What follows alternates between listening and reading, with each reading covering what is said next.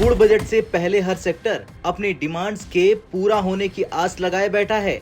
हाल के सालों में जिस तरह से सरकार ने एमएसएमई सेक्टर के लिए योजनाओं की भरमार की है, उससे अनुमान है कि इस बार के बजट में भी सरकार सूक्ष्म, लघु और मझोले उद्योगों के लिए कुछ सौगातों का ऐलान कर सकती है। इसकी एक बड़ी वजह इस सेक्टर का रोजगार मुहैया कराने में योगदान है। दरअसल भारत की जीडीपी में एमएसएमई का करीब 30% योगदान है।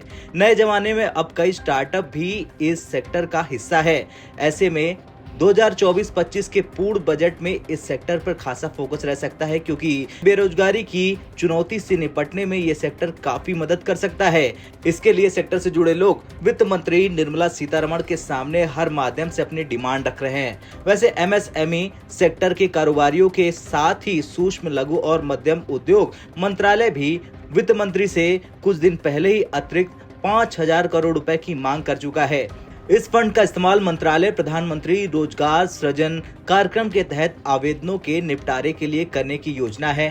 पीएमईजीपी के तहत सरकार खादी और ग्रामोद्योग आयोग के माध्यम से स्वरोजगार के लिए रियायती दरों पर बैंक लोन मुहैया कराती है। सरकार ने 2021 से 2026 के लिए पीएमईजीपी के तहत 13,500 करोड़ रुपए का आवंटन किया हुआ है। कोविड के बाद तमाम राहत और रियायतों के बावजूद एमएसएमई सेक्टर की समस्याओं का समाधान नहीं हो पाया।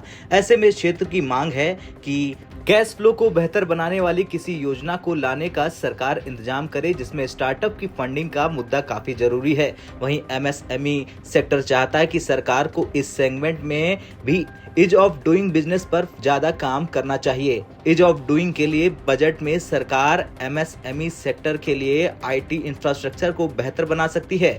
इसके लिए आईटी हार्डवेयर और सॉफ्टवेयर में निवेश पर हुए खर्च में टैक्स राहत दी जा सकती है। इससे उन्हें भविष्य की एआई, सप्लाई चेन सिस्टम और सीआरएम जैसी तकनीक को अपनाने में आसानी होगी। खैर, आपका क्या कुछ कहना है?